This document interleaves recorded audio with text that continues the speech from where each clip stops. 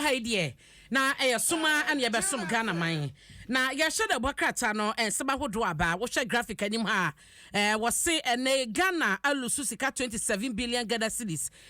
tax exemptions finance minister na this we eto parliament ni medi mu amane e bema na speaker of parliament so na ekase wo kyerɛ sɛ sedia eba no ye parliament a wo mo dwuma wo so wo mo ye ɛhwɛ sɛ entotoe nyina be ye yie na wo mo etumi no mo dia ye dwuma yie no asɛ wo mo agogo mo kakra enti ama Ghana ayebasa wo de ho asɛm adaha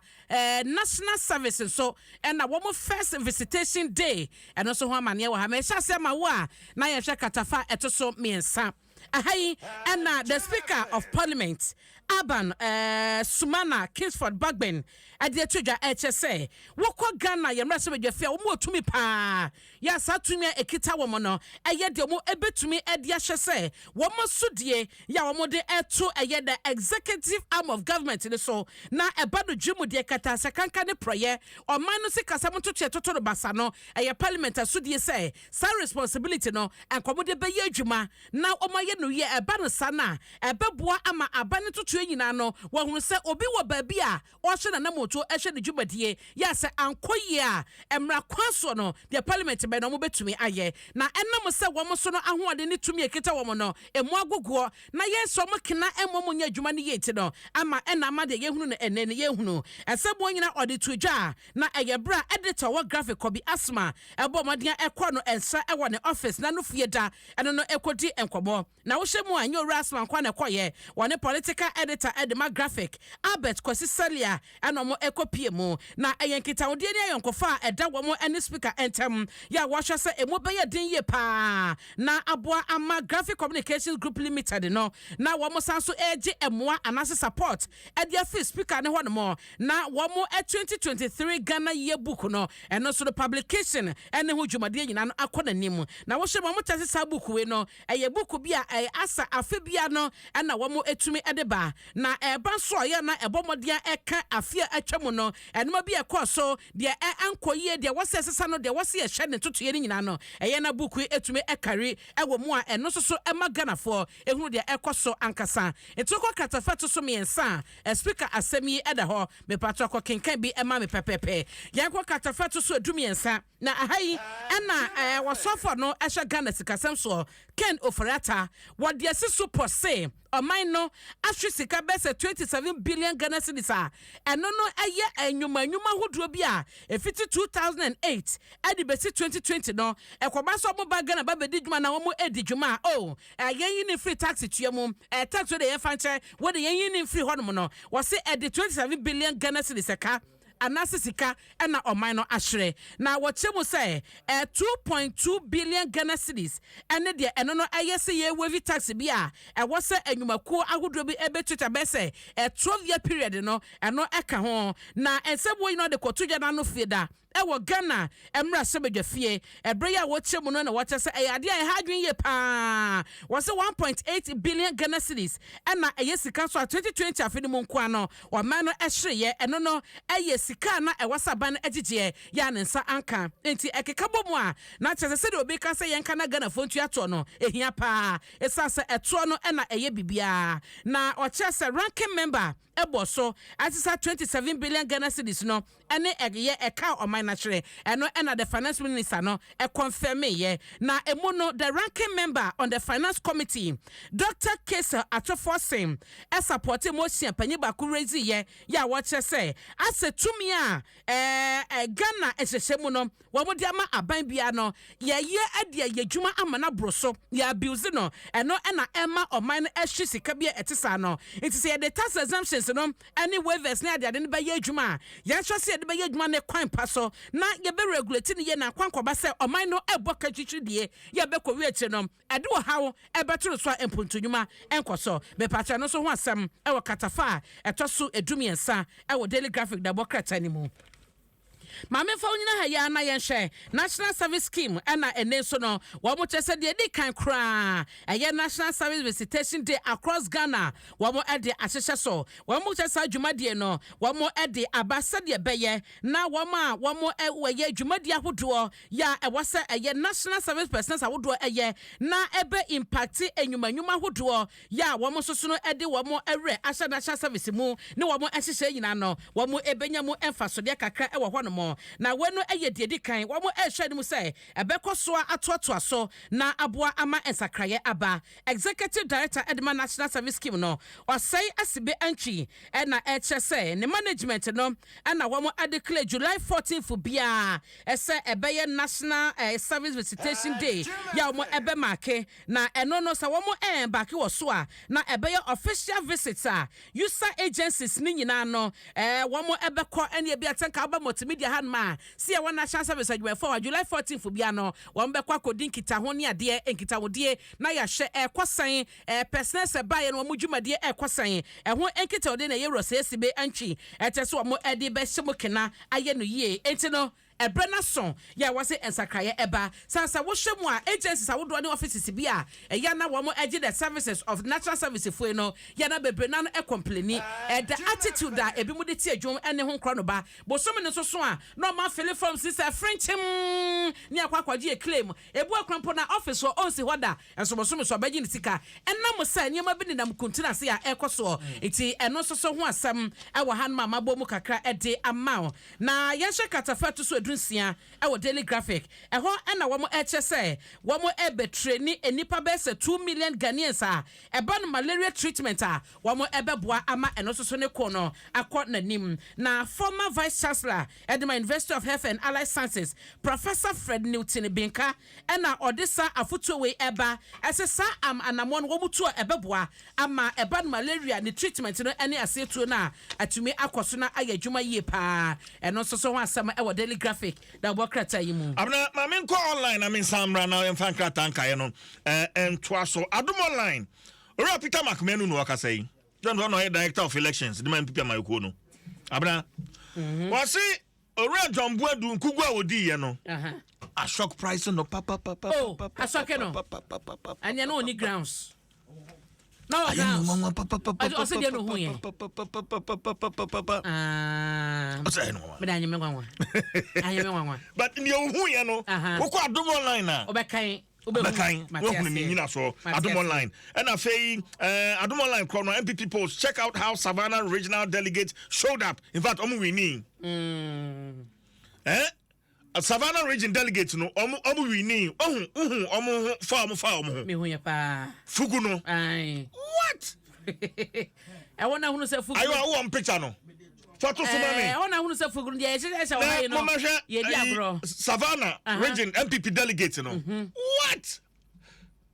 Namia, I'm a quarter yefe. Whoa. I'm a quarter yefe. Delegates in what woman say fugu. And you said that same color. Wow. Combination pa. I'm saying go for no me idea no. Savannah following that Facebook no. I will 5 Adaroma. Oh, that's all. I remember what we should be. I remember say sia. I did fa na come for. I did fa na wa come for. Let's see Eba. Okay. Edaha. I will 5 Adaroma. Savannah region for no ena wo mo da so no. Na on blue and yellow combination obi anso ne emani mema ni nyina o okay na omo ye mani ye fe omo ye mani ye fe efe na when wo pe bi what say woni na makra ha ne de na wo pe bi obenya na we da jo say da ko typical obenya correct one say area show nyina original one fugu ne omu ahodo o na meka ne omu ahodo ne fugu bia na efu ye de na ehye na ne papa no original one ebi na we mu sei efe ane won ya pempam we ye de ensa we ye hand woven we ye de ensa na anwene ti ebi na Savannah foi wo mu sei omu ya de omu ma jo bo chen so aka ho age what efe What obi and the channel ka ho but opa obi mu na yi no wa che opa na ni omo said na omo ma obi ye design na ma na asese sa no tumuzo omo shase enye ne be la say no fiase say ye nwen omo plan ya to ho oh efe savannah radio etu che de mama no pay ba bia mo obi ama ya de mo ma ne so ye so ehu efe fugu no efe abna my joy online what fa no waka say che mensa bonsu yeah bonus no I'm not worried I say hano onya worried my joy online top story I say hano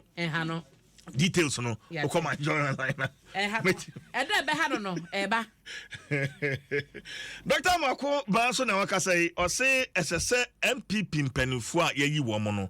o mampani bomoden so ne o mbeka bo mu aye adwuma fufuri ansa no mampani beje mu a wajem new executives no amampanin bomoden so obeka mu nyina ban no ho ene wo mo aye adwuma de aboa party no se party ni person breaking 8 no a Dr. Makumba Dwaso Nsem no my joy online edaha I can't work under Nana B Titus Glover and so no can wa here and also so that my joy online all this and more come myjoyonline.com obenye bi no akenkan abena krata man ni kura wo daily guide me kura daily guide na story bi danim ha sijo beka ya na ye wo krom ha ya na honorable JB Dankwa adu nipa bonefo kobo hye ne fie wo hye ekunu ya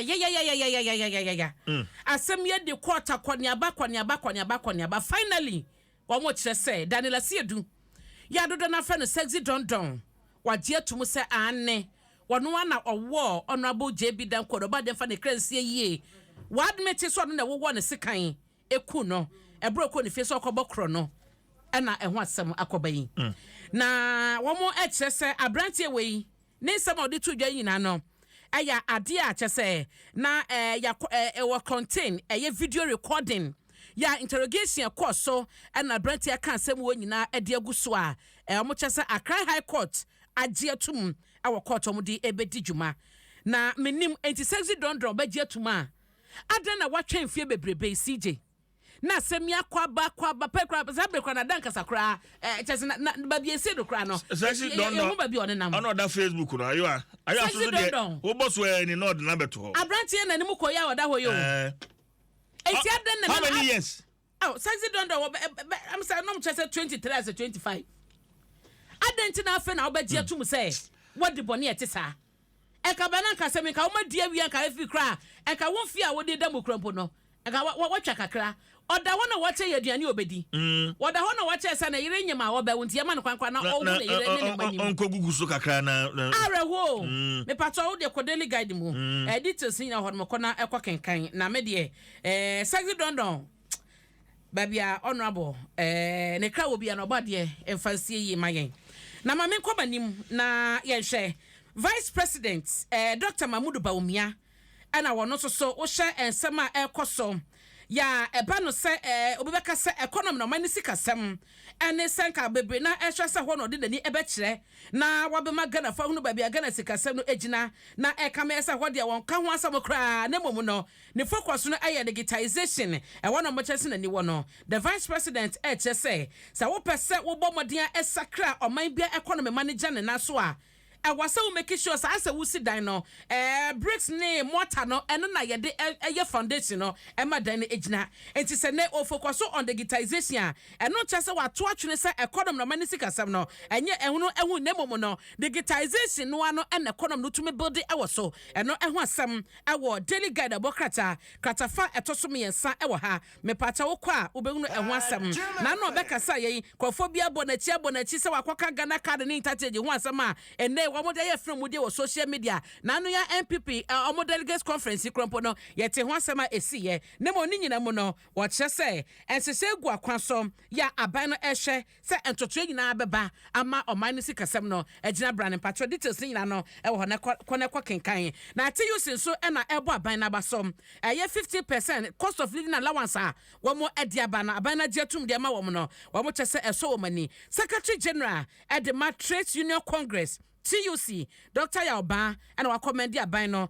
e wo ne quick intervention wo che se ebra ban ne ba mu ane ase wo be kan no obantempa eboaye ema eye akoma nyina atofom ya bibia so eto atwa e ho asem e wo daily guide kratafa eto so enum e wo ha pepepe CJ. Well, abra fancy na mrantia no aba Mate agudie hu nsem no to mo beto aso omo fa meto aye so na ne de bronika hu nti ayo ene betina say na ontina say achima pedwa this year hey o fra achima pedwa and I get to listen to Onone Black Eye on Saturdays me stressa okay omo kwan ne baby omunim wo mu krom ho baby MTM po bisi and baby am bi nia wa cheton and baby a lawyer no fie wo lawyer bi and one more one the late example and yeah Black Eye nana and I also to him oh now to Yellow House yes I'm in that frapega na so muni on the black I don't want to free chrome I don't sports page one here fan